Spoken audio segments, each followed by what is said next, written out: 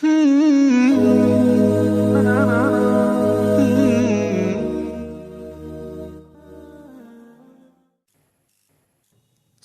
ابن عمر رضی اللہ عنہما سے روایت ہے، فرماتے ہیں رسول اللہ صلی اللہ علیہ وسلم نے میرے کندھوں کو پکڑا، فرمایا دنیا میں یوں رہو جیسے کہ اجنبی یا راہ چلتا مسافر ہو۔ ابن عمر رضی اللہ عنہما کہا کرتے تھے، شام ہو جائے تو صبح کا انتظار نہ کیا کرو، اور صبح ہو جائے تو شام کا انتظار نہ کیا کرو۔ صحت کو بیماری سے پہلے اور زندگی کو موت سے پہلے غنیمت سمجھو۔ صحیح بخاری حدیث نمبر 6416۔ پیش نظر حدیث میں نبی کریم صلی اللہ علیہ وسلم نے ہمیں دنیا کی بے ثباتی کی طرف توجہ دلائی ہے، اس کی حقارت کی طرف، اس کی کمزوری کی طرف، اس کے فانی ہونے کی حیثیت سے۔ یہ دنیا کسی کی نہیں ہوتی، انسان خالی ہاتھ آتا ہے اور خالی ہاتھ چلا جاتا ہے۔ کہتے ہیں کہ کفن میں جیب نہیں ہوتا۔ کوئی مسلمان اس دنیا کو مستقل ٹھکانہ سمجھ کر اس سے دل نہ لگائے، بلکہ یہ دنیا فانی اور ختم ہونے والی ہے۔ ہر متنفس، ہر انسان یہاں حیات مستعار لے کر آیا ہے، ادھار لے کر آیا ہے۔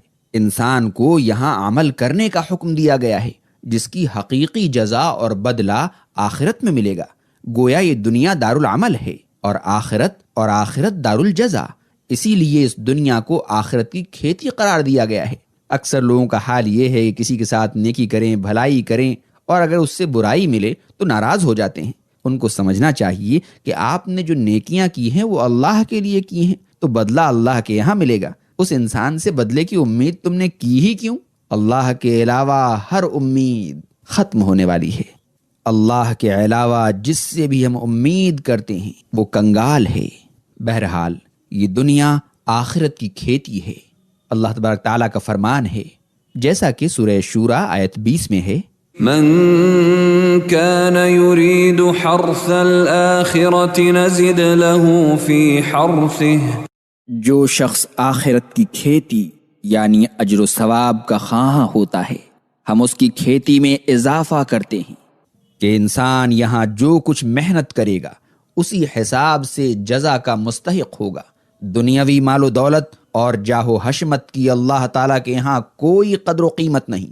جابر رضی اللہ عنہ فرماتے ہیں، رسول اللہ صلی اللہ علیہ وسلم بکری کے کان کٹے مردہ بچے کے پاس سے گزرے اور فرمایا، تم میں سے کون اسے 1 درہم میں لینا پسند کرے گا؟ صحابہ اکرام رضوان اللہ علیہ مجمعین نے کہا، ہم تو اسے بلا قیمت بھی لینا پسند نہیں کرتے، کیونکہ یہ بے وقت اور بے حقیقت ہے۔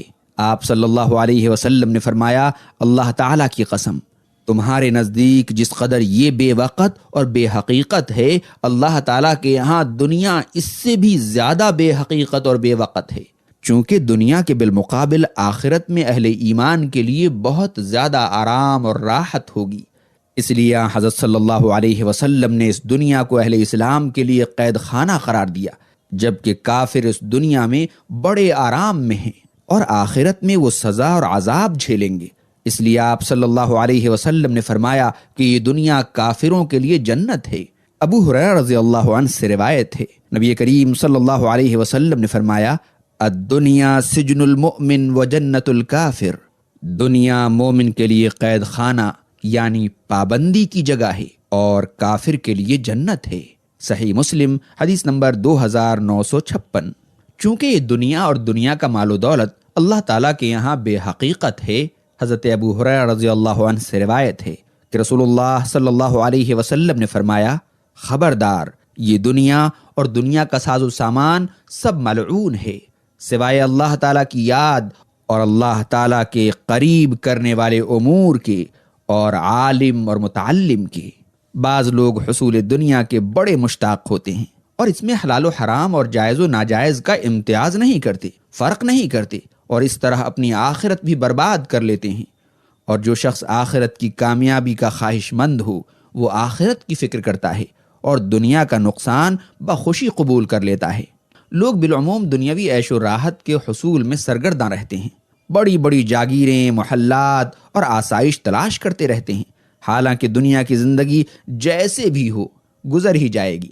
انسان یہاں بے شک تنگ و ترشی میں رہے، سختی میں رہے، مشکلات میں رہے، تاہم اللہ کا ذکر، اس کی یاد اس کی رضا کے حصول اور آخرت کی فلاح کی طرف سے غافل نہ ہو۔ نبی کریم صلی اللہ علیہ وسلم کو اللہ تعالیٰ نے دنیا کے مال و دولت سے محفوظ رکھا۔ قتادہ رضی اللہ عنہ سے روایت ہے، نبی کریم صلی اللہ علیہ وسلم نے فرمایا، جب اللہ تعالیٰ کسی بندے سے محبت فرماتا ہے تو اسے دنیا سے یوں محفوظ رکھتا ہے جیسے تم بیمار کو پانی سے بچاتے ہو۔ ایک دفعہ آن حضرت صلی اللہ علیہ وسلم چٹائی پر آرام فرما رہے تھے۔ جب آپ اٹھے تو آپ کے جسم مبارک پر چٹائی کے نشانات تھے۔ ابن مسعود رضی اللہ عنہ نے کہا، یا رسول اللہ، آپ ہمیں حکم دیتے تو ہم آپ کے لیے نرم بستر تیار کر کے بچھا دیتے۔ آپ صلی اللہ علیہ وسلم نے فرمایا، میرا دنیا سے کیا تعلق؟ میرا اور دنیا کا تعلق صرف اس قدر ہے جیسے کوئی مسافر راہ چلتے ہوئے کسی درخت کے نیچے سایہ حاصل کرے، سستائے اور کچھ دیر بعد اسے چھوڑ کر اپنی راہ لیتا ہے۔ جامع ترمذی حدیث نمبر 3377۔ آپ نے دنیا کی بے ثباتی اور بے وقتی کو بیان کرتے ہوئے فرمایا، اللہ تعالیٰ کی قسم، دنیا آخرت کے مقابلے میں ایسے ہے جیسے ایک انسان سمندر میں انگلی ڈالے پھر دیکھے اسے کتنا پانی لگتا ہے۔ صحیح مسلم حدیث نمبر 2857۔ چنانچہ پیش نظر اس حدیث میں بیان ہے کہ نبی کریم صلی اللہ علیہ وسلم نے ابن عمر رضی اللہ عنہ کو کندھے سے پکڑا اور فرمایا، تم دنیا میں یوں رہو جیسے کوئی پردیسی یا راہگیر مسافر ہو، یعنی پردیسی تو پھر بھی کہیں نہ کہیں ٹھکانہ کر لیتا ہے اور ٹھہر جاتا ہے، لیکن راہگیر کے پیش نظر راستہ طے کرنے کے سوا اور کوئی مقصد نہیں ہوتا۔ راہگیر پر تو یہ دھن سوار ہوتی ہے کہ جلد از جلد سفر طے کر کے منزل مقصود تک پہنچ جائے۔ اسی طرح دین اسلام کے راہی کو چاہیے کہ اپنے اصل مقصد سے کام رکھے اور آخرت کی فلاح و کامیابی کو اپنا نصب العین بنائے، اور کسی بھی وقت آخرت کو اپنی نظروں سے اوجھل نہ ہونے دے۔ اگر وہ اس دنیا میں الجھ گیا تو منزل کا حصول نہ ہو سکے گا۔ ایک مومن کے نزدیک یہ دنیا دل لگانے کی جگہ نہیں ہے، اس کا اصل دھیان اصل مسکن یعنی جنت کی طرف ہونا چاہیے۔ اس حدیث میں یہ بھی اشارہ ہے کہ مومن کے لیے ضرورت سے زائد مال جمع کرنے میں کوئی مصلحت نہیں ہے۔ جس طرح مسافر اپنے ساتھ زیادہ سفر لیتا ہے، یعنی ضرورت کے مطابق سامان جتنا اس کے سفر میں کام آنے والا ہے اتنا ہی لیتا ہے، اسی طرح ایک مومن دنیا سے آخرت کو جا رہا ہے۔ وہ دنیا کا سفر طے کرتے وقت صرف ضروری اور ناگزیر سامان ساتھ رکھے۔ اس حدیث کے راوی حضرت عبداللہ بن عمر رضی اللہ عنہ اس حدیث کو روایت کرنے کے بعد فرمایا کرتے تھے کہ زندگی کا کوئی بھروسہ نہیں، اس لیے شام ہو تو صبح کے انتظار میں نہ رہو، اور صبح ہو تو شام کا انتظار مت کرو۔ کیا معلوم تم جب صبح یا شام کے منتظر ہو وہ تمہیں نصیب ہوگی یا نہیں۔ اس لیے بیماری سے قبل صحت کو غنیمت جانو اور آخرت کے لیے اعمال صالحہ کا ذخیرہ کر لو۔ بیماری میں کچھ نہ ہو سکے گا، کیونکہ بیمار جب ہو جاؤ گے تو نیکیاں تم سے نہ ہو سکیں گی۔